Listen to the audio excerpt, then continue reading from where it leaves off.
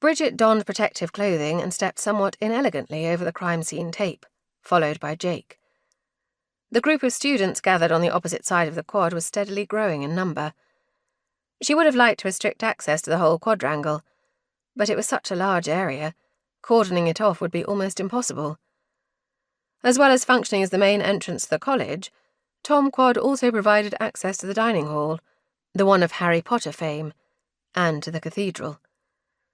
She smiled at the young uniformed police constable standing guard outside the door to the staircase as he moved aside to let her pass.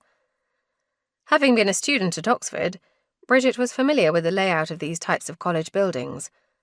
A series of doors around the quadrangle, each leading to a staircase from which rooms were accessed. The staircases were usually numbered, often with a Roman numeral etched into the stone above the doorway. On each floor there were normally 2 rooms facing each other. This staircase looked to be no exception. By Bridget's reckoning, the cordoned-off doorway should give access to 4 rooms in total, 2 on the ground floor and 2 upstairs. On entering, she immediately felt the slight chill that always came from old stone buildings, even in the height of summer.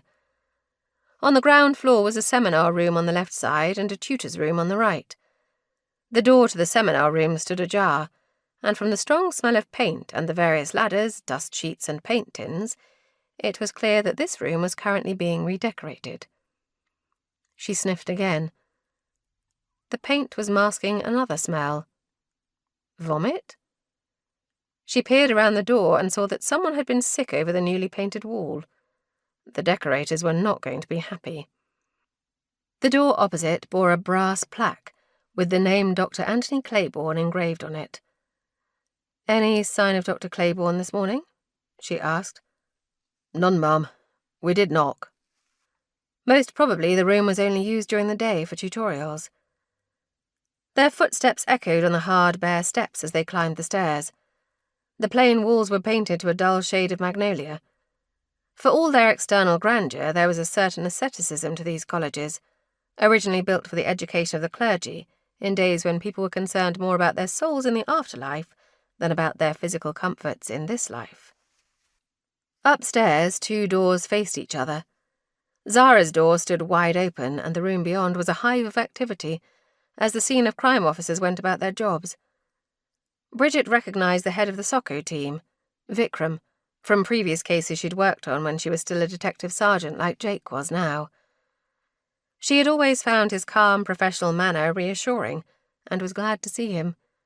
He nodded at her to acknowledge her arrival. The door opposite, like Dr. Claiborne's on the ground floor, was closed. "Do we know whose room this is?" asked Bridget. "I got a name from Sophie," said Jake, pulling out his notebook. He flipped efficiently through the pages.